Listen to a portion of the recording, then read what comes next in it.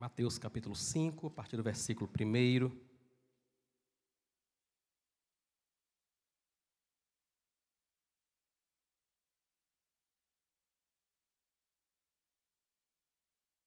Mateus 5, a partir do versículo 1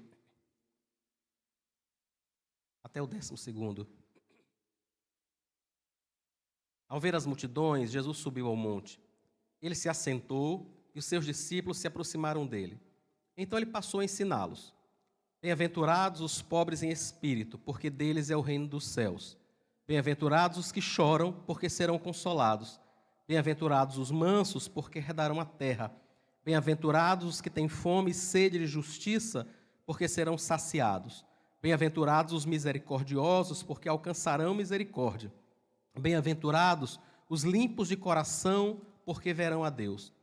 Bem-aventurados os pacificadores, porque serão chamados filhos de Deus. Bem-aventurados os perseguidos por causa da justiça, porque deles é o reino dos céus. Bem-aventurados são vocês, quando, por minha causa, os insultarem e os perseguirem e, mentindo, disserem todo mal contra vocês. Alegrem-se e exultem, porque é grande a sua recompensa nos céus, pois assim perseguiram os profetas que viveram antes de vocês. Amém.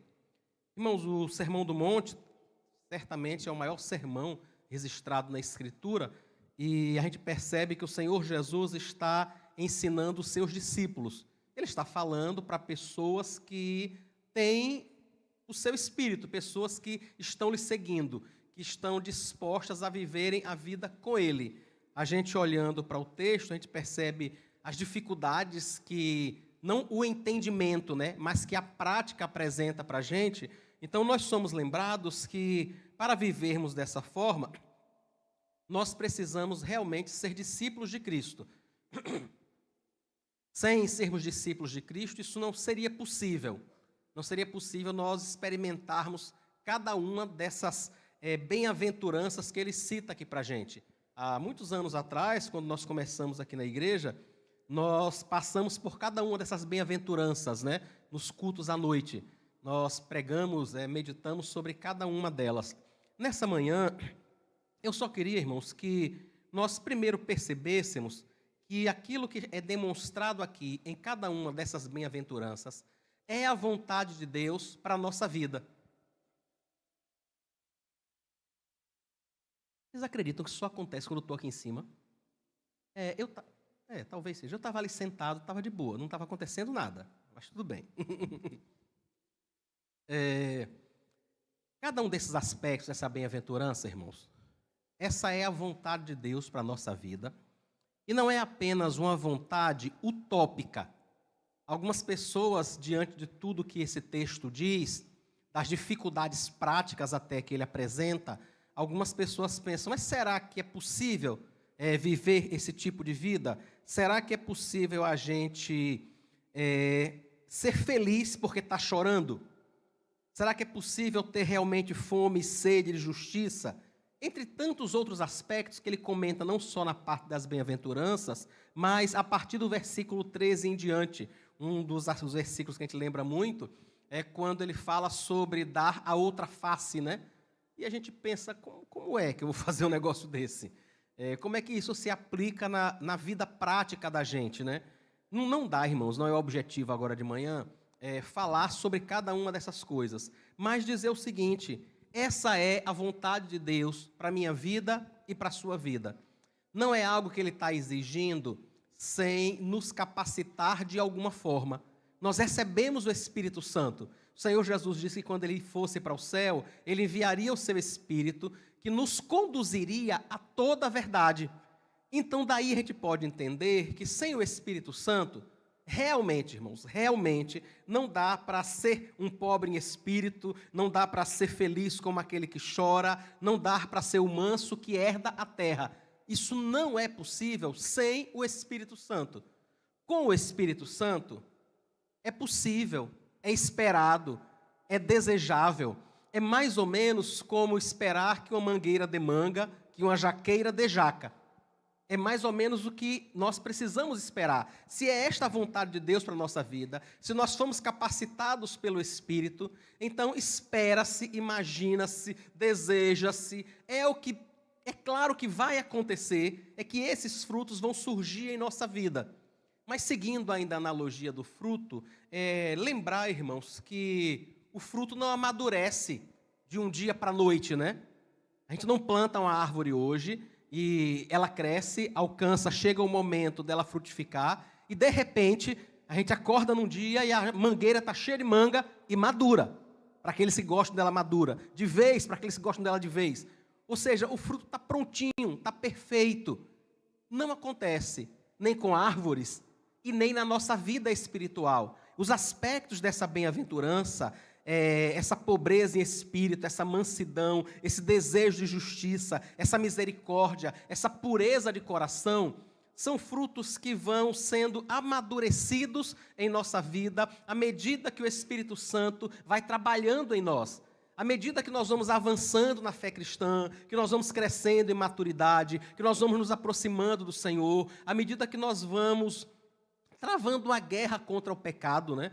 À medida que a gente, irmãos, nega a gente mesmo, como o próprio Senhor disse que aqueles que querem ser seus discípulos precisam negar a si mesmos.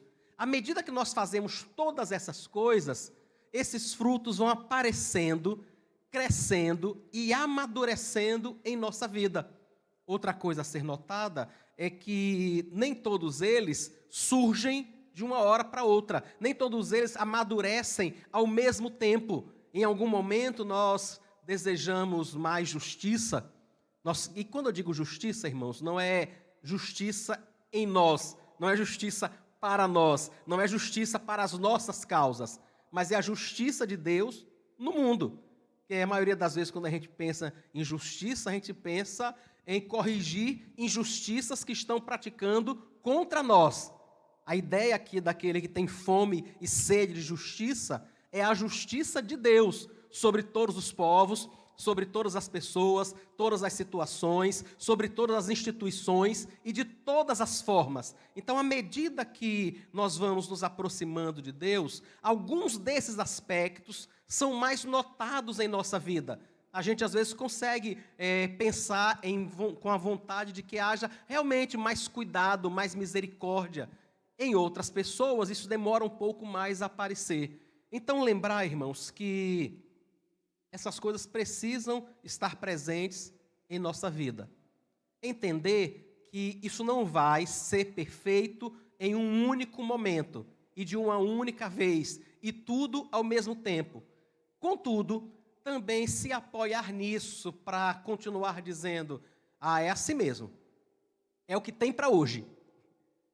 Às vezes eu fico com a impressão de que talvez essa frase traduza uma indisposição em melhorar, em se aproximar, em fazer a vontade de Deus. Nesse processo de santificação, irmãos, nós temos o Espírito Santo que nos santifica, e esse mesmo Espírito também, parte desse processo dele, nos dar graça para que nós nos esforcemos também. Então, talvez, olhando para as nossas falhas e para os nossos pecados, a gente não devesse nem nos desesperarmos, porque eles existem, pensando assim, eu estou perdido, eu certamente não vou para o céu. Porque o modo como eu penso sobre isso ou sobre aquilo, eu realmente não vou para o céu. Nós não deveríamos ter esse tipo de desespero, porque nós vamos para o céu por causa do que Cristo fez por nós.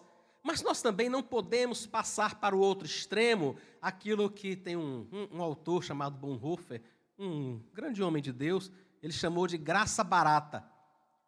Que é o momento onde alguns cristãos dizem assim, isso não é uma obra do Espírito Santo, ele não vai realizar, então assim, eu vou seguir a minha vida, fazendo aquilo que eu tenho vontade de fazer, na hora que a minha vontade for mudada, na hora que eu não tiver mais vontade de fazer algo errado, aí eu paro de fazer.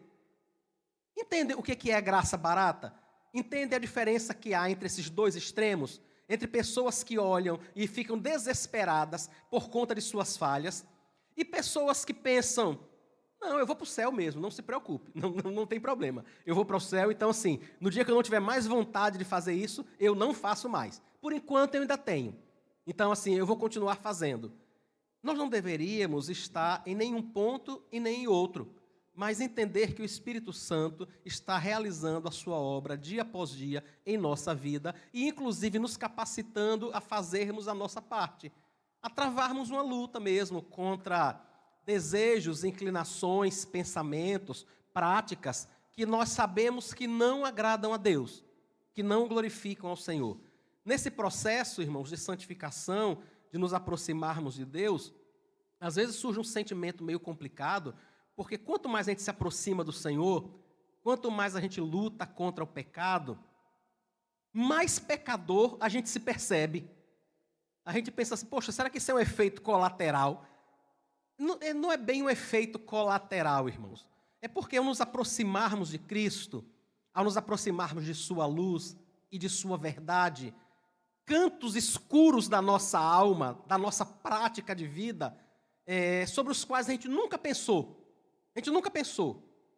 começam a ser notados. A gente nunca pensou sobre isso. Às vezes, por exemplo, o modo ríspido da gente responder à nossa mãe, ao nosso cônjuge, a um amigo. E que inúmeras vezes a gente, no fundo do nosso coração, a gente sabe que isso não é a melhor forma, mas a gente pensa, olha, é o meu temperamento. É o meu temperamento, é o meu jeito. Eles me entendem, eles sabem que eu sempre fui assim. Algumas vezes as pessoas têm esse tipo de comportamento, né? Dizer assim, não, vai ser assim, sabe? Eu sou assim mesmo. E aí, quando a gente se aproxima de Cristo, através da oração, da busca pelo Senhor, através da dedicação de encher a nossa mente com a palavra de Deus, a luz do Senhor começa a invadir esses cantinhos, essas frestas, sabe? Que estavam assim meio escondidas. E a gente percebe que não dá mais para a gente estar dizendo que é ríspido, que é grosso, que é mal educado, por causa do nosso temperamento, ou porque nós temos alguma espécie de transtorno ou coisa parecida. A gente vai percebendo que isso não é a vontade de Deus. Coisas que talvez a gente não percebesse antes, que a gente não tivesse notado antes, por causa dessa distância mesmo. Nós estávamos um pouco mais distantes, então apenas coisas mais grosseiras, por exemplo, nos chamavam a atenção, né? A gente talvez dissesse assim, não, eu sou um crente legal. Eu não bebo, não mato, não roubo, não fumo, não tomo nada de ninguém. Então, assim, eu sou um cristão. Na caminhada da vida cristã, nesse processo de se aproximar de Deus, isso vai sendo muito mais refinado, né? A gente vai percebendo que coisas pequenas até, práticas comuns, irmãos. E o interessante é isso, é o quanto o Espírito Santo vai mudando a nossa vida, de modo que práticas muito comuns, para todo mundo, para a comunidade onde a gente vive até, a gente vai percebendo que são coisas que não agradam a Deus. No geral, a gente costuma pautar muito a nossa vida pela média da nossa comunidade, do lugar onde nós vivemos, né? Se os irmãos têm o costume de fazer isso, então assim, a gente se acostuma também. Estamos vivendo com eles, a gente faz também. Mas nesse processo de santificação, algumas vezes o próprio Senhor nos mostra que a média da vida da comunidade não é o melhor parâmetro. O melhor parâmetro é a Escritura. É aquilo que é a vontade de Deus.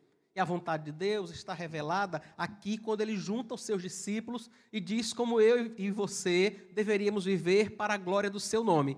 E aí eu quero encerrar falando exatamente sobre isso, para a glória do seu nome. Fazer todas essas coisas, irmãos, porque nós temos firmeza moral para fazer isso, é bom, só não é exatamente a vontade de Deus. Entendem?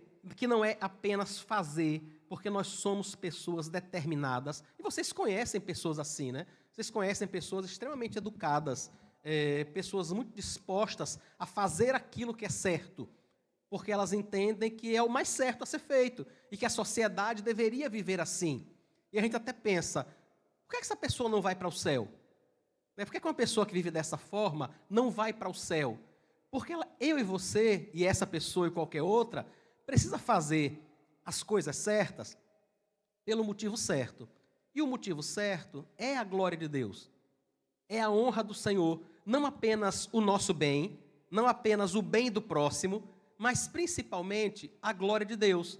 Porque se não for a glória de Deus o motivo último para nós fazermos essas coisas, os outros motivos são muito fracos, são muito falhos, passam com muita facilidade. É um alicerce muito frágil. A gente pode simplesmente dizer assim, não vou fazer. Se as pessoas não estão correspondendo dessa forma, então eu também não sou obrigado a fazer. Nós recebemos o Espírito Santo, conhecemos a vontade de Deus e precisamos mesmo fazer aquilo que honra ao Senhor. Acho que um discurso muito longo também, o discurso do Senhor Jesus, e muitíssimo difícil, é muito difícil ler esse sermão, Mateus 23, quando ele fala sobre os escribas, quando ele fala sobre os fariseus. Irmãos, é um sermão duríssimo, muito duro mesmo. Ele diz, olha, na cadeira de Moisés estão assentados os escribas e os fariseus. Façam tudo que eles mandarem vocês fazerem. Não vivam como eles. Eles sabem das coisas, eles sabem o que deve fazer. E mesmo assim, quando fazem, eles estão buscando a própria glória. O Senhor disse, olha, quando eles oram para chamar atenção para a sua eloquência. Eles oram com as mãos erguidas na praça para chamar atenção para si mesmos. Quando eles ofertam, quando eles dizimam, quando eles ajudam alguém, eles fazem isso tocando uma trombeta diante de si, para deixar claro, olha, estão vendo o quanto eu sou bom? É um dos discursos mais duros da Escritura, contra pessoas que têm uma prática reta, entendem, irmãos, extremamente certa. Hoje, talvez, nós chamaríamos isso de behaviorismo, né? É um comportamento certo. O comportamento é muito justinho, muito certinho. Mas não era para a glória de Deus. Ninguém sabia, irmãos. A gente vê uma pessoa orando com as mãos estendidas na praça. Eu e você somos, inclusive, proibidos pela Escritura de julgarmos a motivação dessa pessoa. Porque a gente não conhece o coração. Mas o Senhor Jesus conhece. E Ele não está julgando. Ele está falando sobre algo que Ele conhece. Da mesma forma que você pode olhar para a sua roupa, olhar para a minha roupa e dizer a cor é branca, é preta, é azul, porque você está vendo. O Senhor Jesus consegue olhar para o coração e dizer, é sincero ou não é? Entendem? Ele percebeu e ele disse, olha, essas pessoas fazem o que é certo, mas não fazem com a motivação correta, não fazem para a glória de Deus. A gente não consegue notar isso, mas Ele sabe. Então, eu e você precisamos, irmãos, não viver apenas esse tipo de behaviorismo, né? Do comportamento pelo comportamento. Mas um comportamento que honra ao Senhor, que o glorifica. E que, com toda certeza, irmãos, por ser um bom comportamento, vai abençoar pessoas, vai abençoar famílias, vai abençoar o local onde a gente trabalha, vai abençoar todo local onde nós colocarmos o nosso pé. Mas, acima de tudo, vai honrar a Deus, vai glorificar ao Senhor. Então, que Deus nos ajude, irmãos, que o Senhor nos conceda a sua graça para que nós possamos entender que as bem-aventuranças são a vontade de Deus para a nossa vida, entender que são difíceis mesmo, mas nós recebemos o Espírito Santo para vivermos isso, entender que nós não vamos chegar a ser um dia perfeito de um momento para outro, isso vai acontecer no decorrer da nossa vida em santificação. Entender, por fim, que tudo isso que vai acontecendo nesse percurso precisa ter como base a glória de Deus, a vontade de honrar ao Senhor, a vontade de exaltá-lo. Só para dizer por fim, o Espírito Santo nos capacita a tudo isso, irmãos. Ele é poderoso para corrigir o nosso coração quando nós estamos fazendo coisas para chamar nossa atenção, quando nós estamos orando com as mãos levantadas na praça para dizer o quanto nós somos santos. Ele é poderoso o suficiente para nos santificar, para nos aproximar dele, para mudar tudo isso e nos fazer viver para a glória do seu nome. Tá? Vamos orar, pedir ao Senhor que nos abençoe. Carlos, você vem orar por nós, por favor, irmão.